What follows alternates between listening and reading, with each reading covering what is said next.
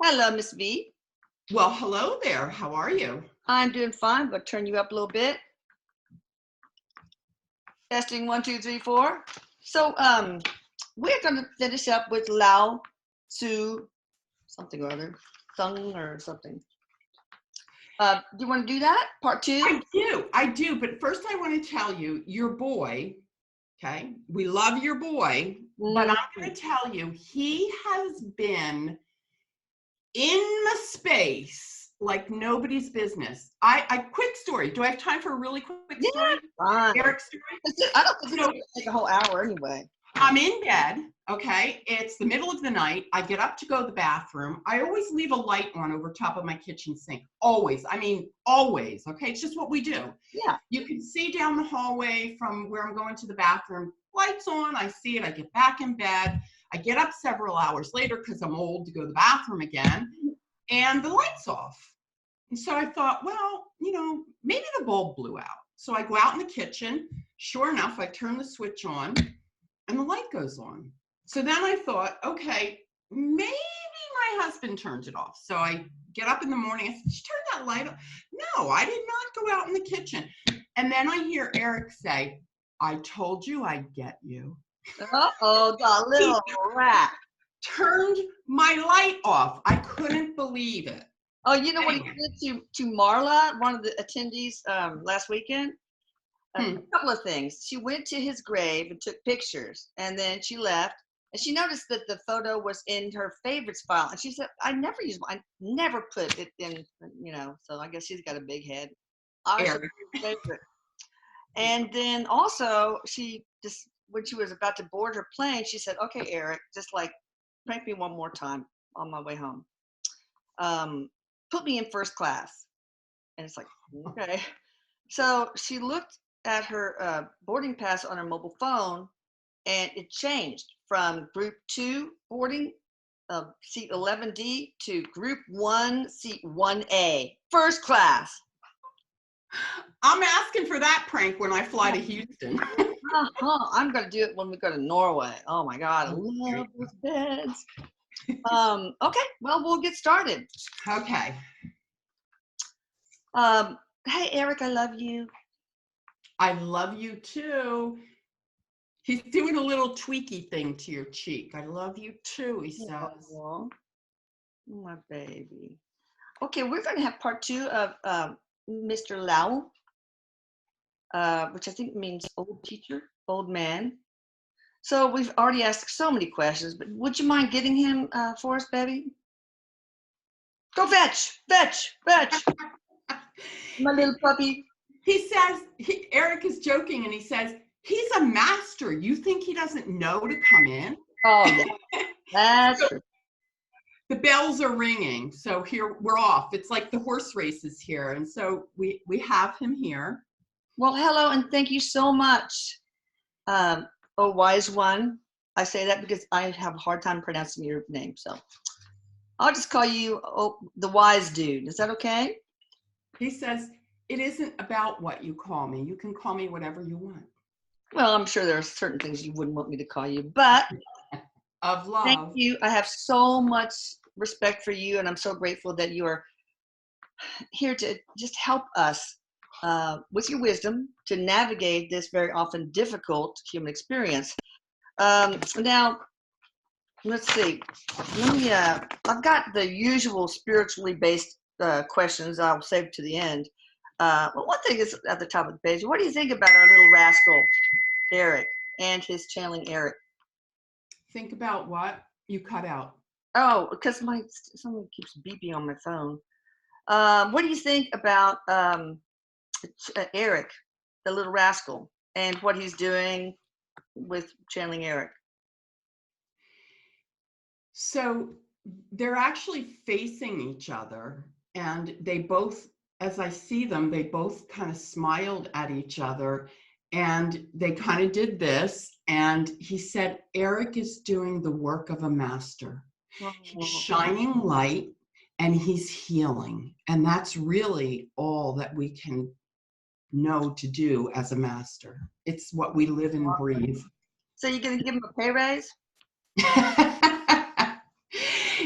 He He works for his food, he says. Oh, He has God. a sense of humor. Yes, Lao Tzu has a sense of humor, and of course Erik, yeah. Well, so here's a blog member question. Will the world be enlightened when unification comes out? And will this lead to worldwide peace or anarchy? I don't even know what the unification is. Do you? I don't, but I'm Well, we'll see what going to ask what that means.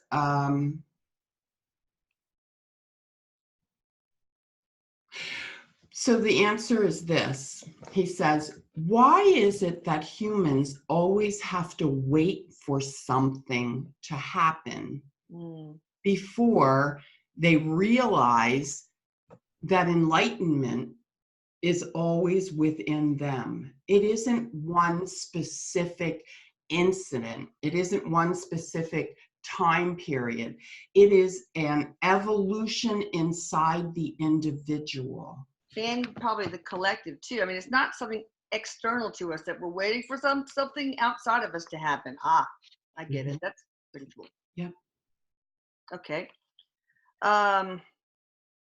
Would you reason that no one that no one on earth been able to improve your work? No scientist even has seen the Tao is the way the cosmos works. I'm reading word for word. He says, be sure this is not my work. This does not belong to me. I am merely the voice, the conduit. I am the bringer of light, just as each and every one of you are. I am here to simplify. My role was to be the common voice for simplicity. Oh, nice. Could you maybe tell something how part of human change into these abstract gray aliens after enlightenment, and what happens to other people after enlightenment? So I'm not sure because there's some typos or whatever. Can you tell something about how humans will change into these abstract gray aliens after what? How part of change? Oh my God!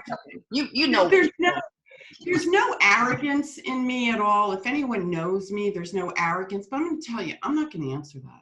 I'm not even going to ask him that question. Okay. It doesn't make any sense. My heart constricted on it. Okay. I just don't want to. Maybe it's the gray aliens that freaked you out. Yeah, I don't know, but it's not relevant, Erik says. Just move on. I think this is from the same person. Well, I'm not sure.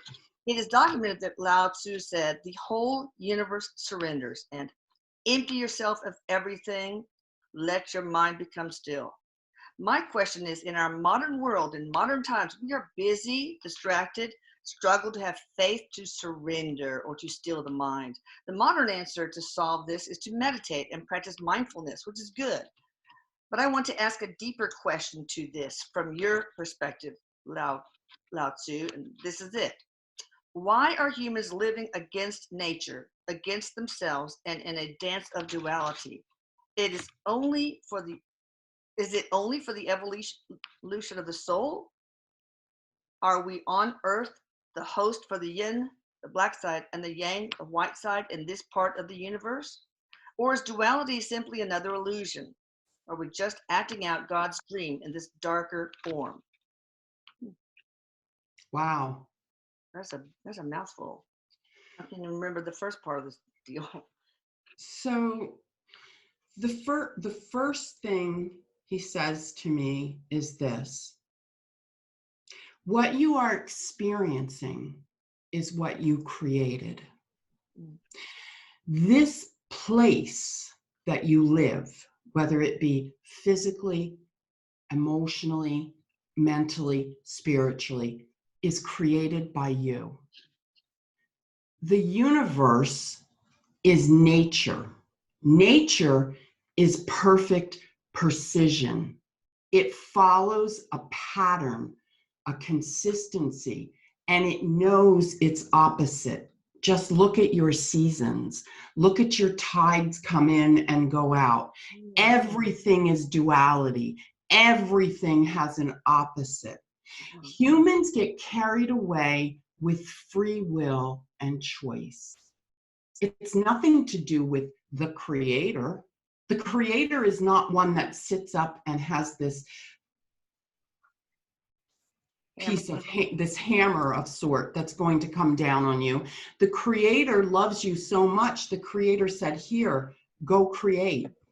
Be an extension of myself.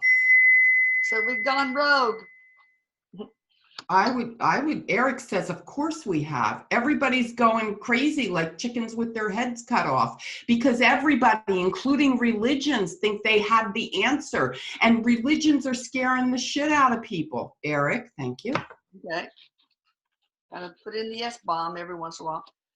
So is this an illusion, what we're living now in the 3D? It's an illusion. How would you have me answer that? Well, I will say this. What's real? What does real mean to you? If this is an illusion, what do you call real? Why would you call this an illusion? That's what he says. Oh, sorry. Can't you just give me the answer? Okay. He says no. He says, if you must know the answer, no, this is not an illusion. Okay. This is not a dress rehearsal. This is this part, this compartment of your total existence is real as it is right now. But so is the next dimension, and so is the next dimension. Okay. Interesting. All right. Check that big one off my list. Would you agree that our world today has lost the path, the goal being a stable society in harmony? And what can we do to set the world right again? I'm going to mute, while you answer because in case the dogs,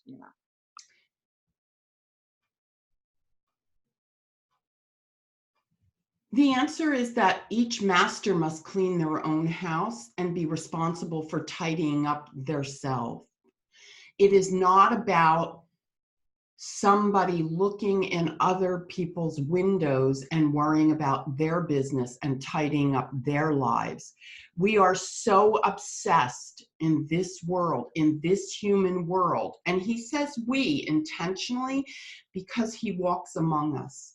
And he says, as we go through the motions of worrying and looking and observing other people, we lose sight of who we are. And then we get lost in building the facade. That might be what you refer to as the illusion. Oh, yes. The layers that cover up our authentic self. Yes. The armor we have created to exactly live up to the expectations of whatever is external out there. Do you see our world becoming a paradise one day? I'll tell this person to stop.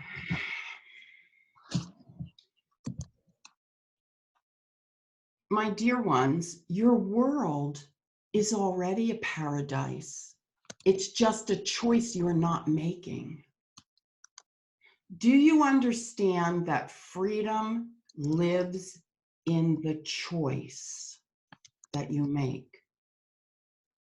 The prison that you keep yourself in is self-imposed because you live in a world where this is right and that is wrong.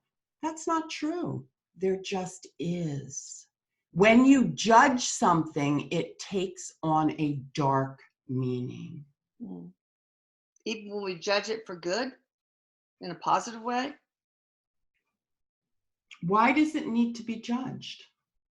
That's your No, silly humans. We need to judge, we need to sort, we need to compare, we need to label. And yes, why do we have to do all these things? Hence the world you live in, he says.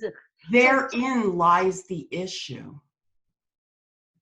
So why do humans do all those different verbs I've spouted off? Fear. And because they have the chance and the opportunity and the free will to do it. You always have a choice. People who say they don't have choices, they're not looking at the big picture. Okay. All right. No, that's true. Interesting. Okay. What does he have to say about how Asian and Chinese thought and culture have developed?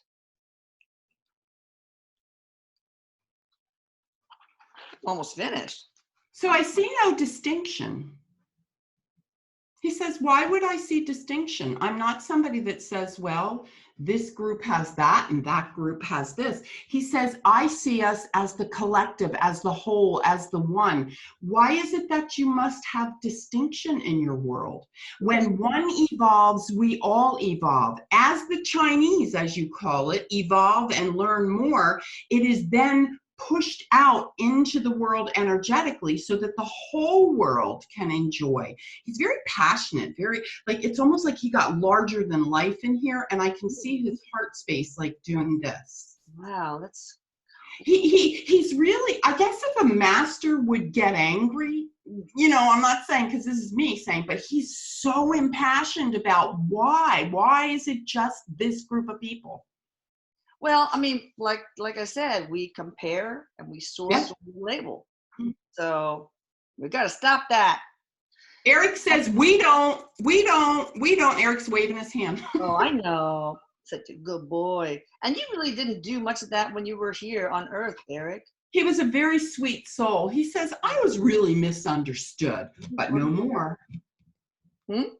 He says, but no more. Yeah, I understood you. I really did. Maybe not as much as you wanted, but how did you become so advanced spiritually?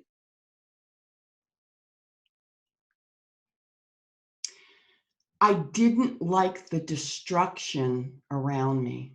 And so I chose to go to a place where I could control the destruction. And that was within. Control the destruction within. We all need to do that, but how? How do we go within and control the destruction? I think part of it is you have to be totally vulnerable and emotionally honest with yourself. No, I mean, clear away the BS. Really try to, get your little pick like a miner and just mine away the BS and find the true, authentic self. He says the word is detachment. Okay. Release yourself from any attachment and any meaning and any definition of what should or could be. The reason people create this spiraling world is because they have an expectation and they're attached to an outcome. And when that outcome doesn't produce the way they feel like it should produce, all hell breaks loose, so to speak. Mm. So you could sort of just look inward and detach yourself from, all the BS that we've been fed in our lives, and try to get to our core self. Is that what you're saying? Almost like being a reporter with a notebook.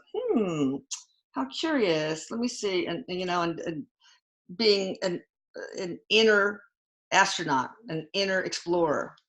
What I'll tell you, he says, is all we have is this moment. And in this moment, there is pure perfection.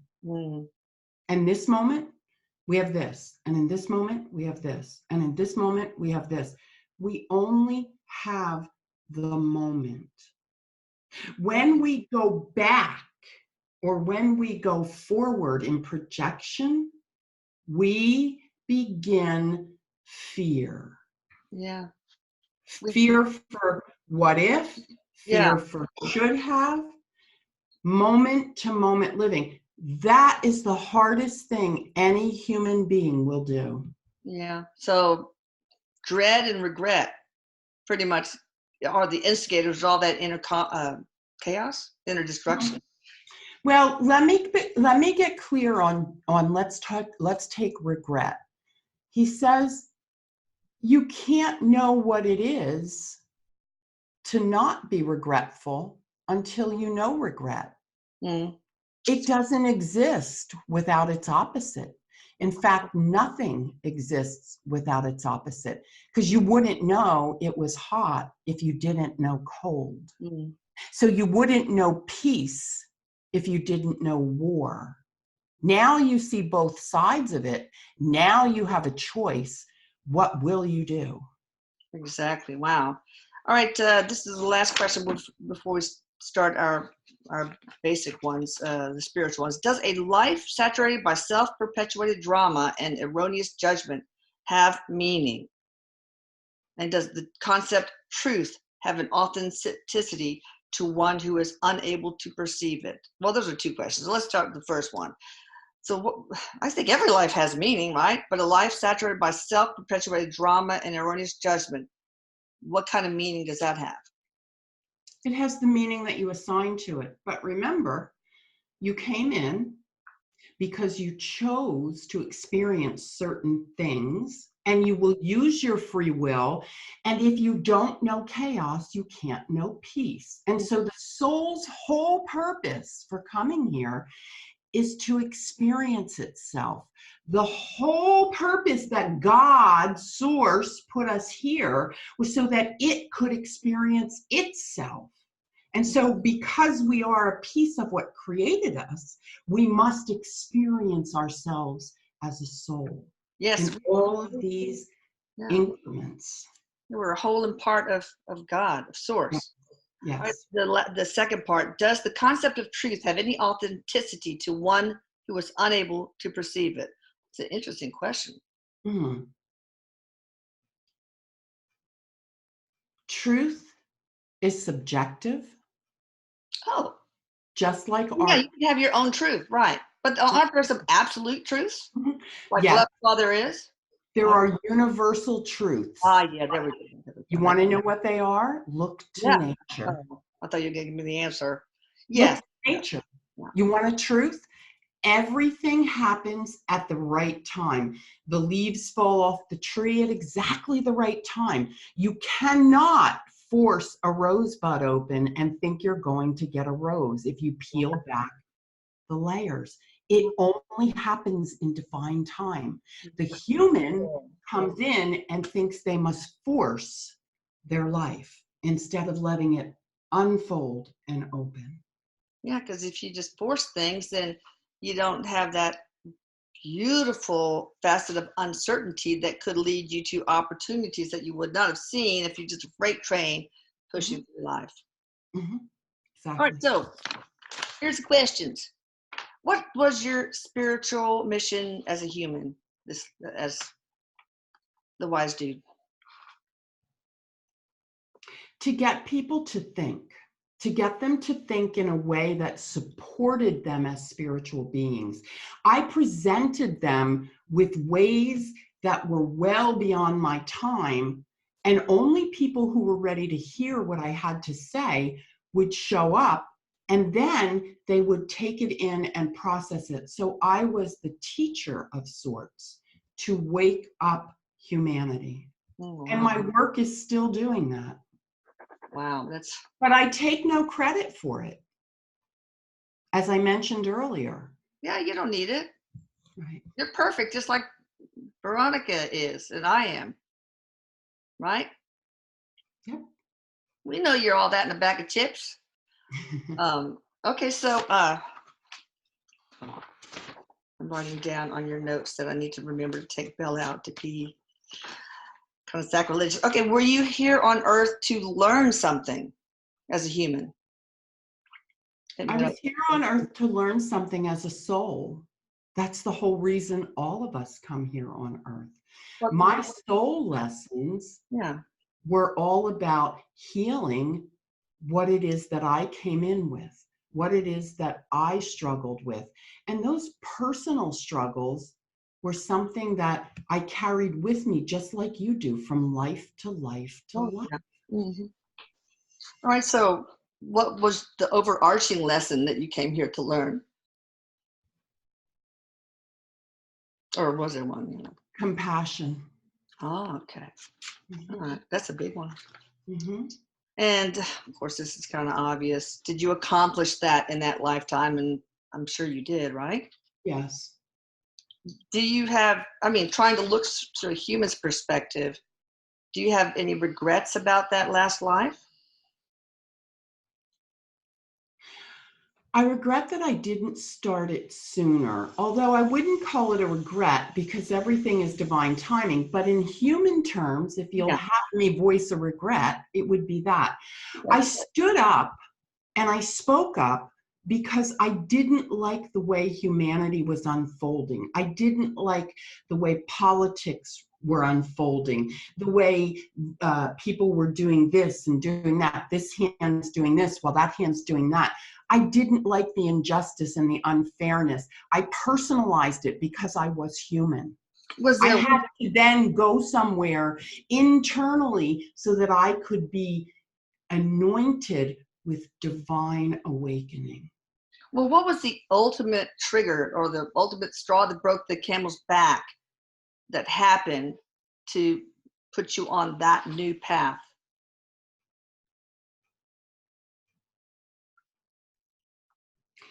Political crimes, people paying to get their way. Oh God, that's awful. Did you have any interesting insights when you transitioned? I mean, after you got to where you are now?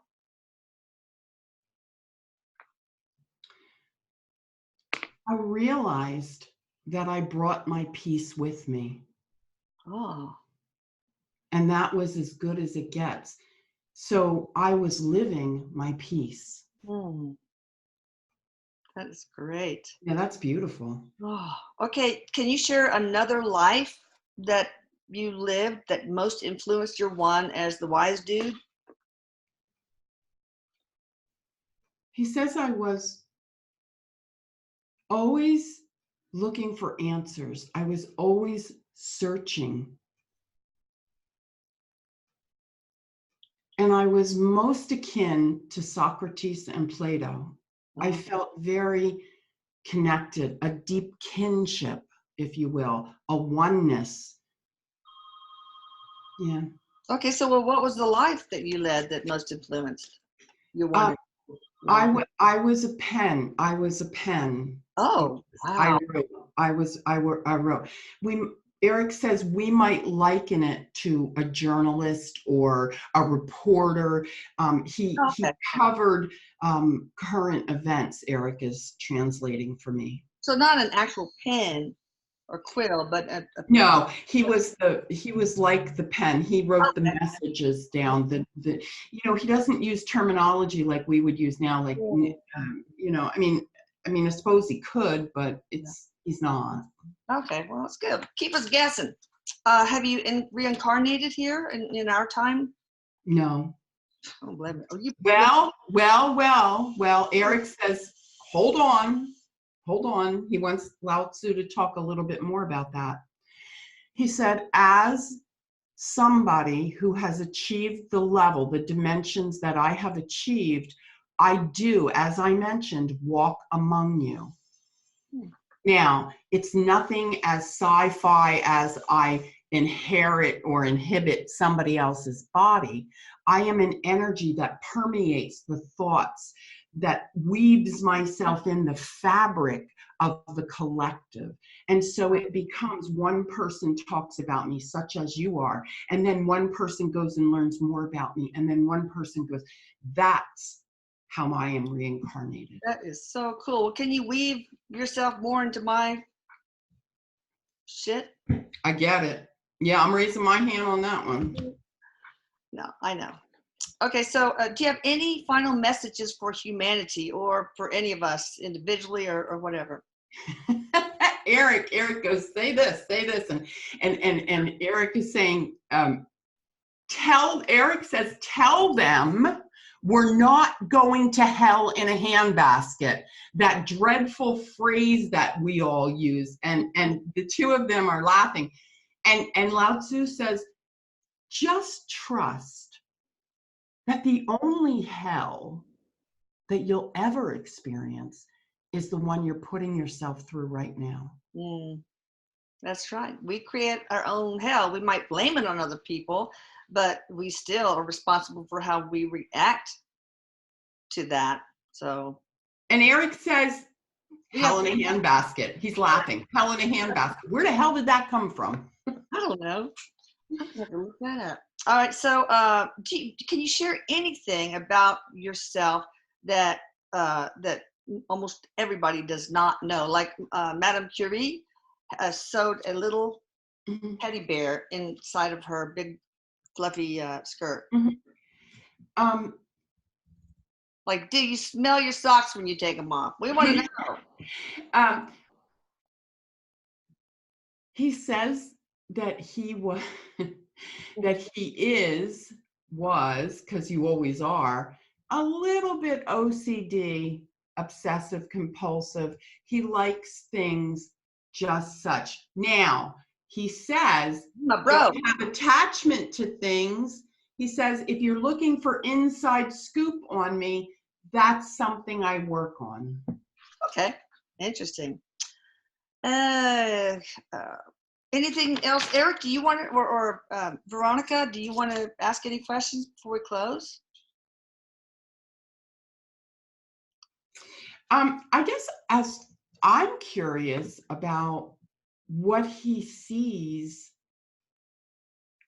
politically for us. Oosh.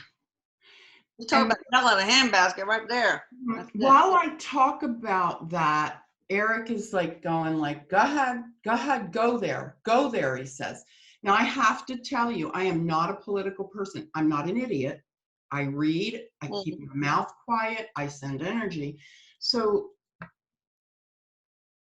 Lao Tzu said, where we're at right now politically, and I feel like I'm going to cry with this, where we're at right now was the same place we were at when I was walking the earth. I couldn't take any more. I felt as if I would burst open.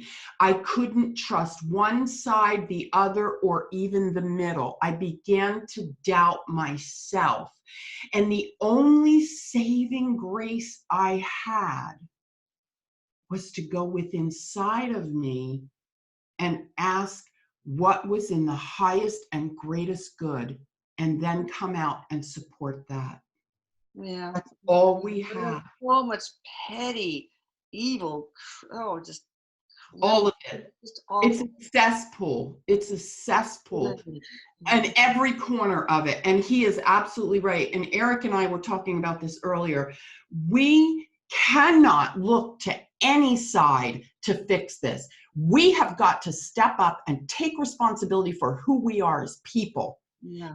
And when something happens that's an injustice, we need to look inside and we need to collectively unify and figure out how to fight it in love. Yes, exactly. Because there's not any love going on either side, unfortunately. Absolutely. Although that Erik said that Trump, for all his flaws, was brought in by the divine, if I remember correctly, to kick over the table and topple the structure that's the global corrupt elite. So he's a bull in a china. I don't know what happened there, but the minute that you said Trump's name, you completely went dead silent. I could see your lips moving. I heard nothing you said. So Erik says, because we're not going to go there. Okay, that's fine. I heard nothing. But that's fine. All right, so you guys, and I want you to talk about the stuff coming up. You guys can check out Veronica at veronicadrake.com. Lao Tzu, wise dude, thank you very much. I love you. I love what you've done for humanity and continue to do. I have chill bumps. And Erik, I love you, my darling. Come sit on my lap later, okay? Listen, I am super excited because I'm coming to Houston. And not only am I coming to Houston, I'm going to meet you and I'm going to meet your fabulous family, other than Erik. Well, he'll be there too. But yeah. Denise and Michelle and I we're having a party. And we have so many people registered for this already. Please, October 26th, 7 to 9:30 p.m. You will get the private address as soon as you register. It's on my site. I have the link. We've already, I don't know what the capacity, I think Lucas said the capacity may be 45, 50 at the most. Get in there and get your tickets now. Because yeah, I mean, it's be not a mansion, okay, guys, so you better do it while the iron is hot. big. And you know, yeah, I will put the link here, but yeah, it's probably too long otherwise. All right, that sounds great, and I will see you soon. I know you will. Take care. Whoa, Bye, Mama. Wait, do you still have any spots open for the private sessions? Oh my gosh. Yes. So if you want a private session with me, I'm flying in on the 23rd. So I'll be taking private sessions in person the 24th and 25th while I'm there. So, yeah. All right. All right. Thank you. Bye. Bye.